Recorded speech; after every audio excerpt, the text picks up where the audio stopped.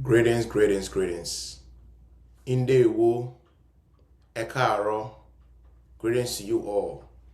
Today I'm going to talk about a subject that might sound controversial and at the same time too, that might question your sense of patriotism as Africans and as Nigerians. First of all, let me make this disclaimer right here. There's nothing wrong with Nigeria and there's nothing wrong with Nigerians. But somebody like me, I question stuff.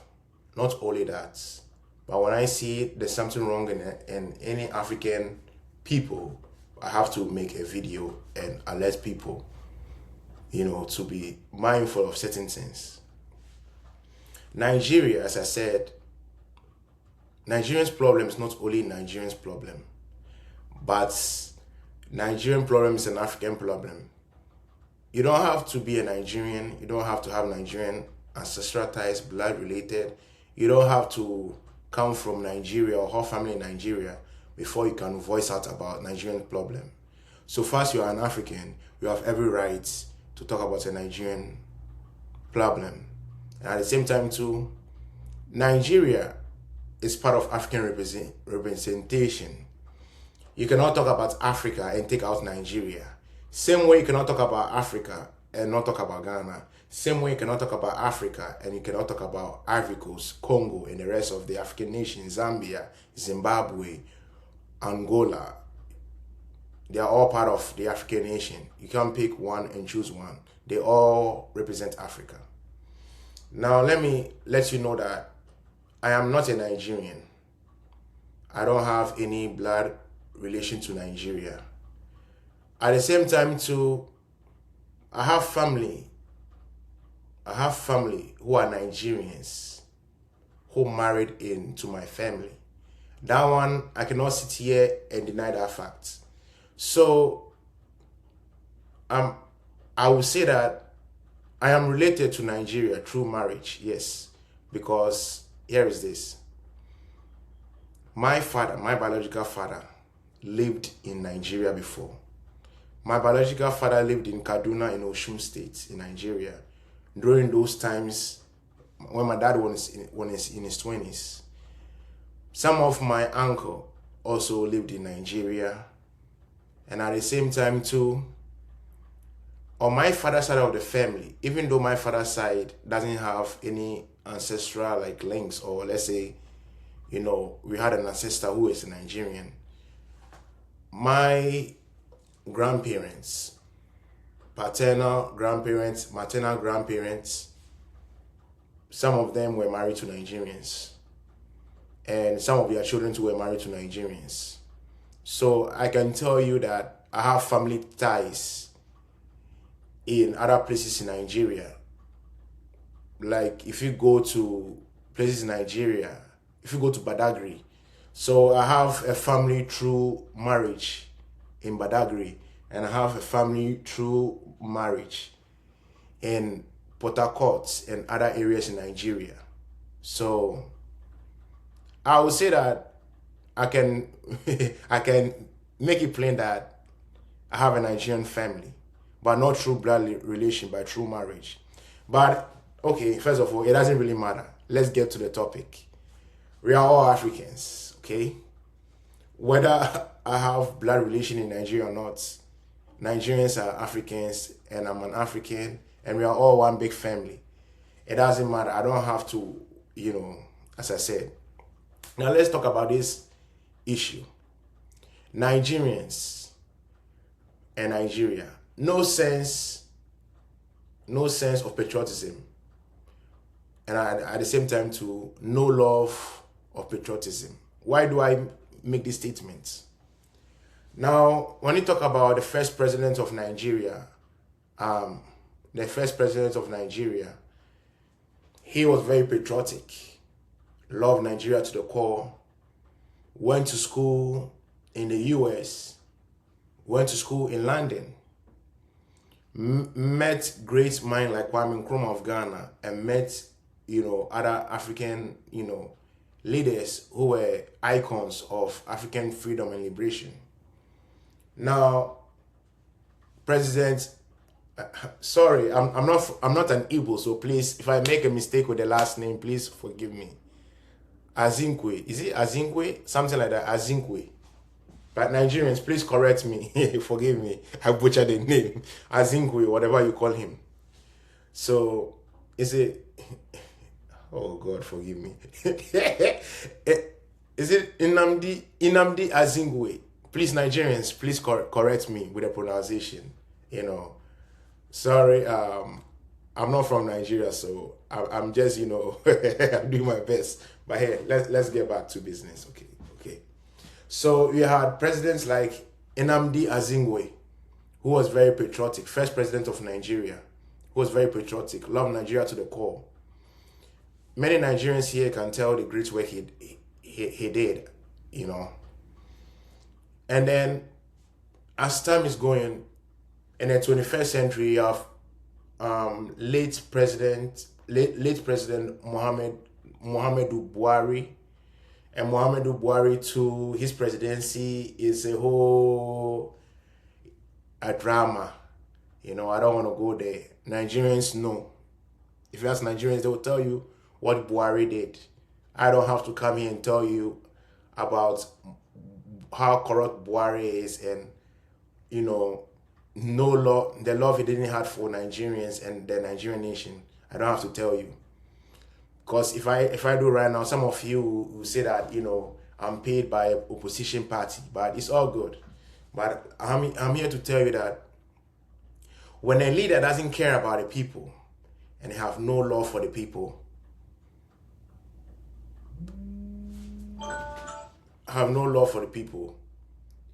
that tells you a lot. And why do I say this? You have a president, the current president of Nigeria, Bola Ahmed Tinubu. He doesn't care about Nigerians. We had a masquerade who are using religion to do terrorism. And he doesn't care, he doesn't give a damn. And you have a first lady of Nigeria, is it Remi Tinubu, claiming that she is a woman of God when she met Trump. Listen, I have the footage. So if you want that video of, you know, her being in the American breakfast conference or the breakfast events, because once in a while, American presidents have breakfast program that they talk about faith and, you know, issues. So she went there and introduced herself that she's, you know, a minister of God, she's a woman of God and all that stuff. And I wonder what type of woman of God she is. Because a woman of God who cannot call a spade and, you know, who is, excuse my language, who doesn't, like, please, I don't want to say stuff that will trigger. But, okay, let me just go wild and raw as I used to. So you guys know I'm serious about this issue. Now you have Remi Tinubu, a woman who cannot advise her husband about how things are going in the nation, Nigerian nation. You have two individuals, as I said on my WhatsApp status, birds of the same feathers flock together. You see how corrupt Tinubu is. That's how his wife is corrupt. It comes from their from Muhammadu Buhari to Tinubu, corrupt. No sense of patriotism, no sense of love for the Nigerian people. And it's hard time, Nigerians, please, you guys need to be serious with these politicians. I don't call them politicians, I call them politricians. And politricks, one or more, politricks. Political talks, political bandits. They will lie to Nigerians and, you know, give Nigerians big promises that they will do this, they will do that. But when you give them the power and they become presidents, then they abandon the Nigerian people. We don't have Nigerian leaders anymore who love Nigerians at heart, who are very patriotic about the Nigerian nation. And why will a Nigerian leave a beautiful country, which back then, when you talk about oil, when you talk about resources, Nigeria has it. Back then, Ghanaians, let me tell you, Ghanaians were coming to Nigeria. Back then, Nigeria was the greener pastures. Now everybody's japa, everybody's leaving Nigeria, going to places that they have no business. People don't tell you this, but Nigerians in Arab nations are being abused. Nigerians will find ways to come to Europe, America, Canada, and they are scared because why? They are seen as a threat. And I'll tell you this. I don't blame why some Nigerians don't want to associate with Nigeria or don't want to claim they are Nigerian. I don't blame them. You know why? Because when we have somebody who is destroying Nigeria's name, and Nigeria doesn't have a good reputation out there, like let's say if I was a Nigerian, I'll feel the same way, and I don't blame them. But at the same time too, there's a saying that you don't use your left hands to point to your father's hometown. And I want to build up the love and patriotism for my Nigerian people here. So every Nigerian, if you're listening to me, you have to understand this. No matter what is happening, do not abandon Nigeria. Nigeria will always be your home. Nobody cannot, if you're a Nigerian descent or if you're a Nigerian by birth, you have to understand that people cannot talk about your story without talking about your unique Nigerian identity. So do not be ashamed of your Nigerian roots, your Nigerian identity. But at the same time too, you have to put fire on your leaders behind. My message to President Tinubu and his wife, birds of the feathers flock together. So, Ahmed Bola Tinubu, when you are sleeping, do you really sleep? Propaganda is Mr. President, Mr. I don't care, Mr. Charlton, Mr. Puppet, Mr. Western Puppet, Mr. Mr. Low self-esteem, Mr. I can sell Nigerian cheap for anybody to buy. Tinubu doesn't love Nigeria. Tinubu have treated Nigeria as his family property.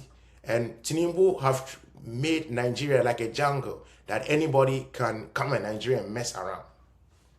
When a leader doesn't love his people, when a leader doesn't love a nation, he treats ruling a nation as an empire.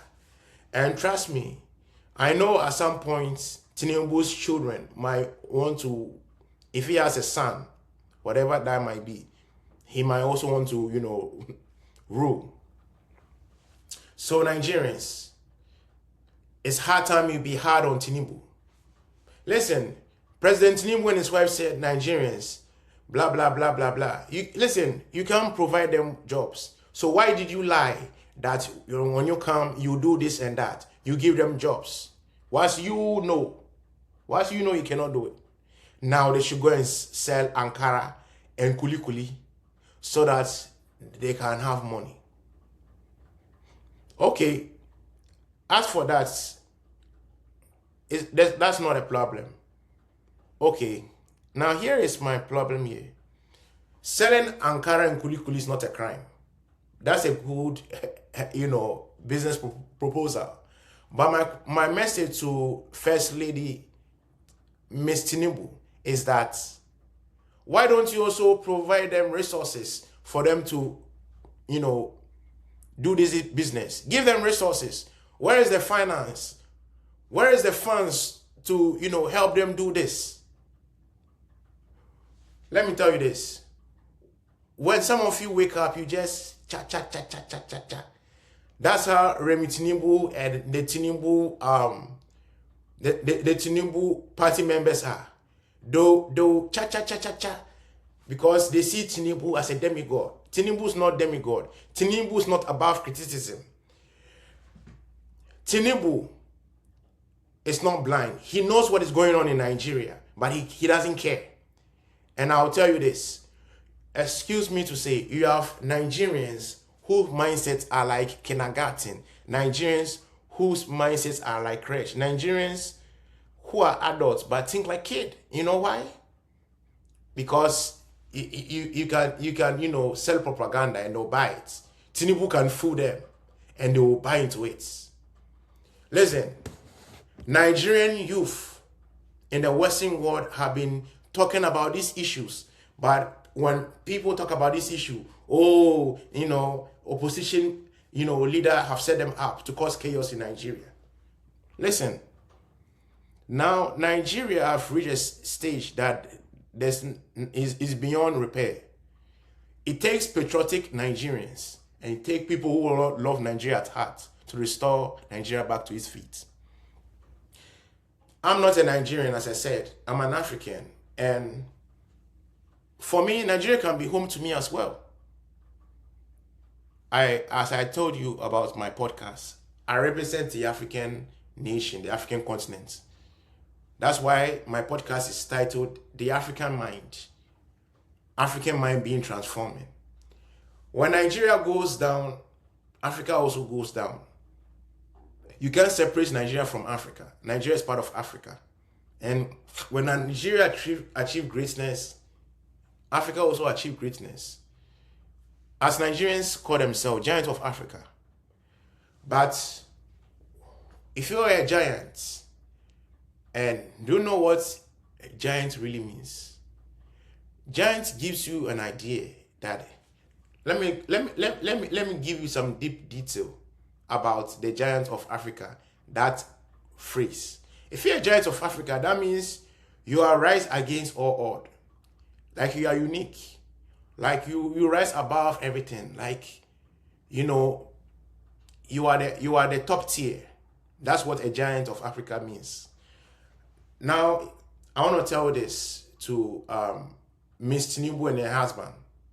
It's hard time that Nigerians need to be serious with you, President Tinubu, and your wife. Charlatans, Western puppets, excuse me, my language, nothing good come out of you guys. Because, one, you are corrupt, butt-licking, sellout, will do whatever in power to kill Nigeria nation. President Tinubu, shame on you. Shame on you as a leader. If I was a Nigerian, I'll be ashamed to call you my leader. Because President Tinubu, there's nothing about you that shows you a leader. A leader who doesn't care about his people. A leader who doesn't care whether his people, whether they are okay. A leader who doesn't care.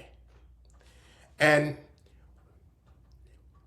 when this issue went, currently there was an issue that was going on. That they said Tinubu just showed up. Listen, it's fanfooling. When a Ghanaian say fanfooling, that means he's playing with your mind. Like Nigerians will say, he dey do you wayo. He dey do you wayo. Yes, that's what Tinubu is. Tinubu is doing Nigerian wayo. Tinubu is doing Nigerians wayo. Because he knows that his presidency is coming to an end. Now he has to find a way to get in there again. Listen, not only Tinubu, African leaders who are corrupt, they do this. It's their algorithm. Okay? So Nigerians, do not be fooled by Tinubu. So for those who followed me on my old Facebook page, I did a video about the past election that has to do with Tinubu and Peter Obi. And people thought I was an Igbo. The reason why I was hyping Peter Obi. First of all, I'm not from Nigeria. And based on research and interacting with other Nigerians, I've come to know the man caliber of what Peter Obi is. And there's certain things Peter Obi make that I can link Peter Obi's ideology to Kwame Nkrumah and other African great mind. But at the same time too, when you give, that's when you give people power and you know how they are.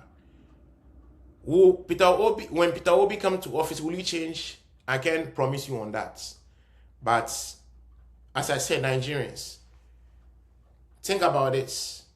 I'm not advertising Obi to you, but I want you to understand that based on your condition, Nigerians, are you happy? If Obi is here telling you about how you can fix the system and turn things around, Nigerians, why don't you give Peter Obi a chance to see? And if you give Peter Obi a chance and you fail, then you have every right to, all of a sudden not you look at other, people who are serious. And I want to tell the Nigerian youth, enough of the fanfooling. Enough of being a doormat for politicians to use you for the dirty work. We have Nigerian youth who say, I'm for Tinubu. You have Nigerian adults who says, I'm for Tinubu. I'm for whatever party or whatever opposition leader. And they'll do dirty works. The Nigerian youth, and funny enough, even if you look at Ghana, we have some Ghanaian people who to their mindset is, politician can buy them. I'll come to Ghana issue one time, but now my energy is on Nigeria right now. Now you have Nigerian youth who their brain doesn't work, dead brain. Politicians use them. Some people call themselves Tinubu loyalists, or Tinubu foot soldier. They'll do the dirty work for Tinubu because they say it's love, but it's not love, it's stupidity. When stupidity and fanfooling collide, when people when madness becomes something sweet, and you can't see your left and right. That's what happened. Tinubu will give these boys rice, cheap material things, and they'll vote for them. Listen, African people and Nigerian people, this is how your worth, your self-worth have been lowered, like that have been brought down. Like they are telling you that your self-worth, it can be bought, and it's up to nothing. And you have people who voice out and talk about patriotism, loving Nigeria and fighting for Nigeria. And then when they tell the truth, you have the government, a government who is a government who acts like a bandit and as a rebel, who send their agberos, their big boys into people's house, intruders, intruding to people's private spaces, all because he's speaking against a government. And I'm here to tell you that one thing you have to understand about me is the truth is the truth. You might not like me, but I have to understand that I'm not being paid by nobody. You have to understand. I'm a very patriotic person. I call a spade a spade.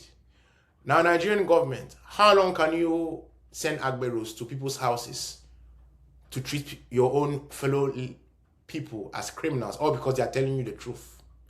It's hard time you stop the foolishness. Stop fooling. Stop being stupid. Stop being a charlatan. Stop being a puppet. Stop being butt-licking. And fix the mess in Nigeria. Nigerian government, wake up.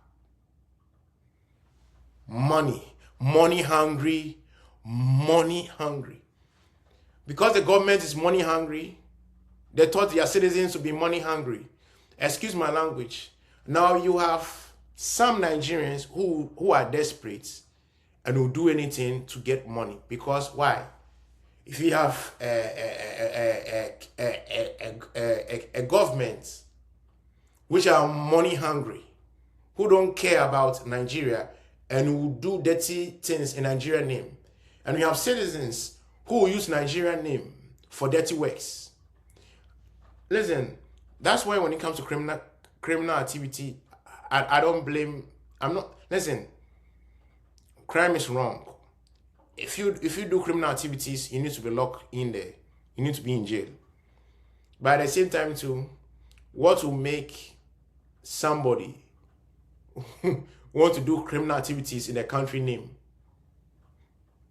That's what you see.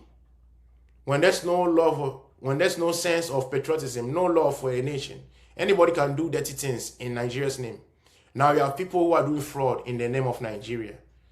And our people have this mindset that Nigerians are fraudsters. You know, and I don't blame them. You know why? Listen, I'm not justifying what some Nigerians are doing, but I have to tell you the truth. It starts with leadership. Put that aside. Look at religion. Nigerian men of God, you guys claim you represent God's kingdom and you represent Nigeria. You have a ministry based in Nigeria. But how many of you Nigerian men of God can tell the Nigerian government the hard truth? I don't blame them, because when they are doing their dirty politics, they come to you. You pray for them. You told them the nonsense and garbage they need to hear. You kiss their behind. Any Nigerian government or politician can, chip in, 50 naira. 50 naira is small. 1,000 naira. 400,000 naira. Or whatever amount. Because Nigerian men of God, some of them, they can be bots. They are puppets, they are charlatans. So a Nigerian government can silence them and give them this. Or look for an influential man of God and give them, say, oh, I'm showing into your ministry. But they don't know that. That's when the scripture says, the devil, it talks about the enemy. It says, he comes to kill and destroy, But, Yeshua have come to give you life so you can have, life more abundantly. Now, my message to Nigerian religious figures or Nigerian men of God.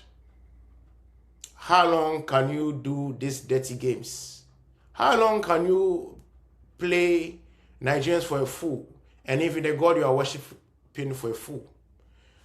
Corruption in governance, corruption in religion, and then any excuse my name, excuse my language. You have people who are here, who this thing, their medulla fagotti. It is so messed up that they'll call themselves, I am Babalawo, I am this, I'm that, I'm this, I'm that. I am Ordinary priest. I'm here. I can do this for you. Really? If they can do that for you, do you think they will be in that mess? Huh? Listen, I want to tell you some gospel truth. Listen, that's a problem. They know that Nigerians are desperate. So any clown can claim they are a religious figure, they are man of God, they are spiritual leader, or whatever it is. Any clown can claim to be that because they know that the average Nigerian is desperate, who want to, excuse my language, the Nigerian who want to find a dubious way to get up to the top. They don't want to sweat, to suffer, to make it. Because suffering to some Nigerians means that, God is punishing them. But let me tell you this. Suffering for a good cause. Suffering for a good cause. Not suffering because you are stupid, naive, or you don't know your left and right. No. Listen, I want to tell these Nigerian people. Listen, when you go out there and create your business, when you go out there and find a good profession, that doesn't, let you make a lot of money. You have to sit down as a human being and analyze stuff. There are many, like I said, we are in an age of, like, as I said, compared to the 19th century, 18th century, 20th century, and 20th century, and now we're in the 21st century, things are totally different. There are many good ways and genuine ways you can have a source of income. You can have a profitable job if you want to. Scamming, olosho won't take you anywhere. Some people will get mad. What is wrong with olosho? To each his own. If you think olosho is the way you want to go, that's up to you, sister. I'm not here to tell you to, I'm not here to tell a grown woman what she should do with her life. If hustling, if making ends meet, if you can lower your standard, if you can lower yourself as a woman, if you can make yourself an object for any man to play with chaskele meaning if any man can, play you for a fool. If any man can, your sacred area, excuse my language, your sacred area, if it doesn't have wealth and any man can enter there, it's a problem, sister. Like, sit down and think. You're a woman. There's many ways you can make genuine money. Olosho. Listen. You see, stuff like this. I speak out of love. I'm very patriotic. I care about Nigeria's well-being, and I care for every citizen individual.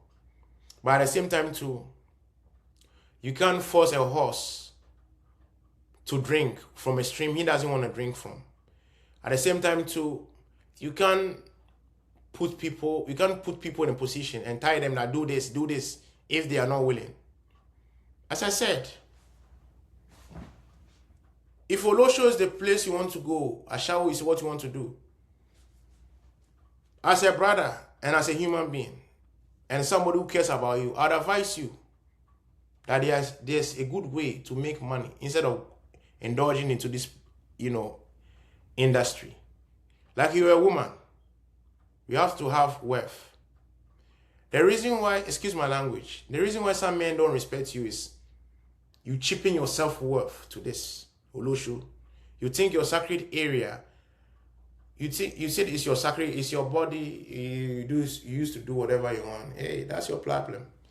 If your sacred area can be diluted, if your sacred area can be abused, if somebody can have a cheap access to your sacred area, and your sacred area is not meant for your kin, your husband, and any dude can go there, and any dude can manipulate you, exploit you, and tell you that Olosho exploitation is business, then you are the Lulu, sister. Wake up.